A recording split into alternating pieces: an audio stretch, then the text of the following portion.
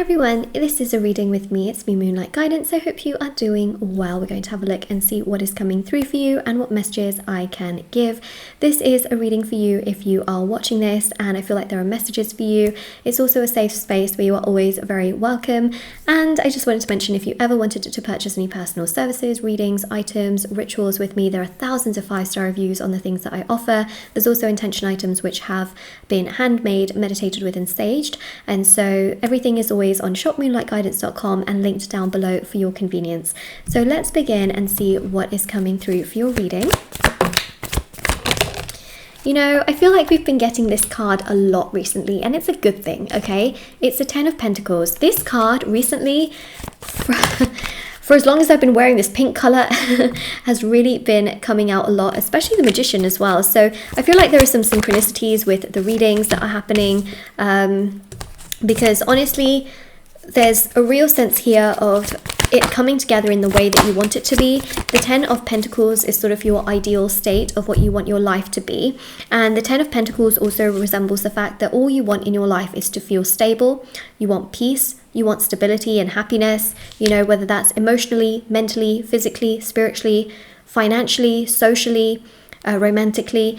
It's all you want is stability in those forms and in those aspects, and stability that doesn't give you stress but gives you peace. And it's a real sense here, especially with the Magician as well. You just want people to understand you, respect you, connect with you, talk to you, and to not misunderstand you, mistreat you, or create, you know, their own false versions of you. You just want things to be clear and to just flow beautifully. And that's something that I see here. Okay, so we have here as well the High Priestess. Now in the future, I just see that you will feel literally like the High Priestess. You will feel so confident and secure within yourself. You will feel really happy. In the future, your future version of yourself is telling you that right now, all you have to do is be okay with loving yourself and living for yourself and working hard, okay? Your future self right now is telling you, don't stress yourself out with things that you cannot control, because that will be something that just makes you feel worse. I feel like I'm connecting to your future self in the sense that your future self is literally saying, hey, look, work towards the things that are in your control. Work towards the things that are on your table or things that you can acquire to put on your table, but do not overdo it to the point where it emotionally makes you feel chaotic. Do not do it to a point where you are emotionally hurting yourself over and over again to try and acquire something for your table. What will be on your table is written in, you know, is written in destiny, but sometimes you will forcefully try to put things on your table and it will actually hurt you more than it will make you feel good. What I'm basically trying to say here is that if you are running and chasing after certain things or certain people, what you have to realize is that you are creating resistance within yourself. You are going out of your way for certain things that perhaps don't respect you in return, or people that don't respect you in return. It will only make you feel worse. The things that are meant to be in your life will be in your life. Do not force anything. Your future self is literally telling you that the things that you force in your life will make you feel worse, and that those things maybe don't belong in your life right now, okay? It doesn't mean that those things can't happen in the future, but the more you are emotionally stressing yourself out over things that are not present right now, you are missing out on the present moment, because your future self wants you to live in the present, because that is where you will find the most optimal happiness. And that is also how abundance is generated and how abundance is manifested. So right now, if I'm just going to give you an example, okay? If you are crying over the fact, or you are frustrated, or you are so sad over this particular job that you haven't got, and you stress yourself out over it for months and months and months, and that's the only thing you think about, or if someone has broken your heart and it's the only thing that you think about, it's really important to have the perspective of other things in your life that have worked out, because otherwise you're keeping yourself in the past and you're not allowing yourself to move on from that, right? You're not healing. And when you work with the law of attraction, it's about knowing what you want but being okay without it. It's about being completely present in the moment, which is something I keep talking about. I swear to God, I've talked about it all month, really. I really have, haven't I? Whew. There will come a point where I will stop talking about it, okay? But you need to hear it for now. And that's what I see here. And I feel like, you know, if you come to my reading every day, then like me just giving you that little bit extra push, you know, to put yourself first, rather than focusing on all the things that haven't worked, hopefully that will help. In some way, shape or form, I hope it will help.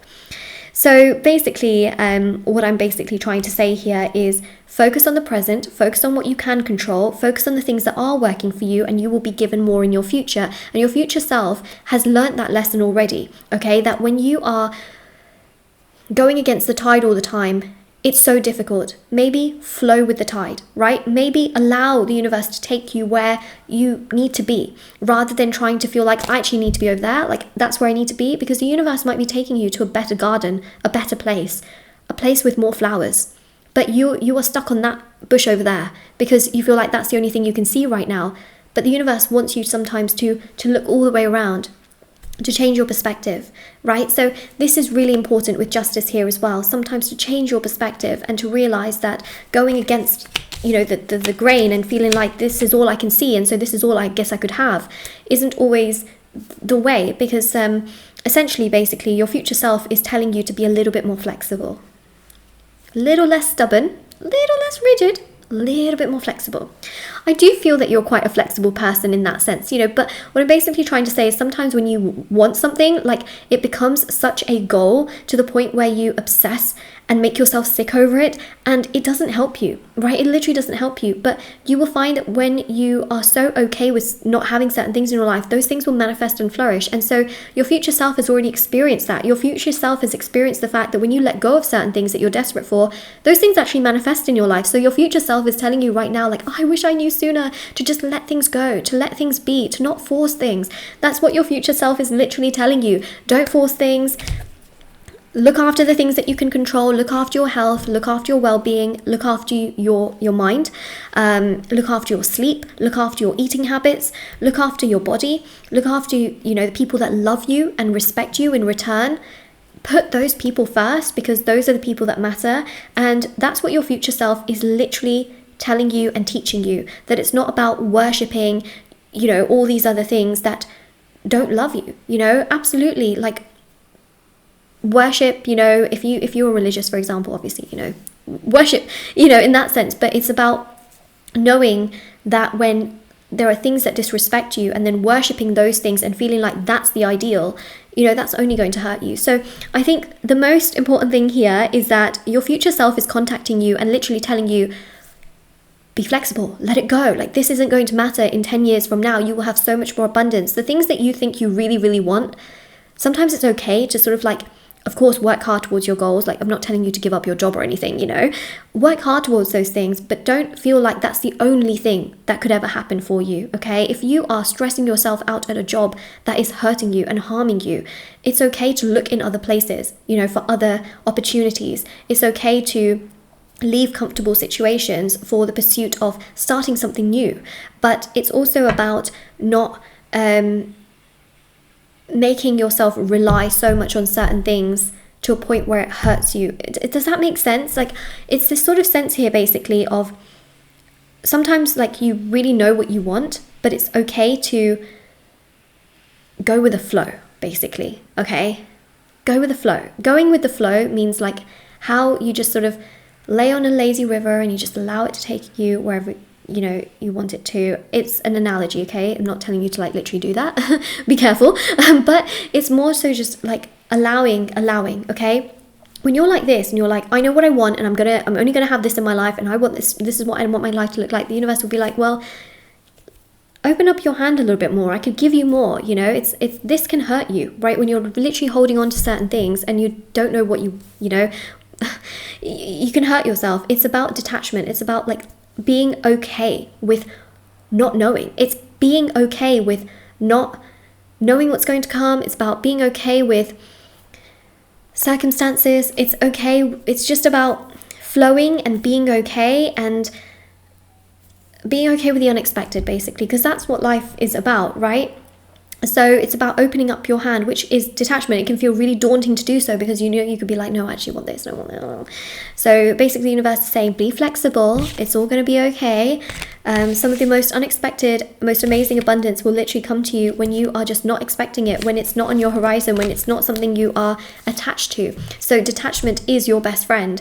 And I know I talk about it a lot, and I have the detachment ritual on my website, but if anyone's ever interested, it is there. It allows you to be more present in your present. It allows you to accept more of your present. It allows you to be more in tune with yourself, which then allows all of your manifestations to happen, because the more you're like always holding on to things and like needing things, it can delay things and then make you feel so much worse. So this is, you know, really what I am seeing. This is your reading. If this resonates, don't forget to like, share, subscribe, comment down below.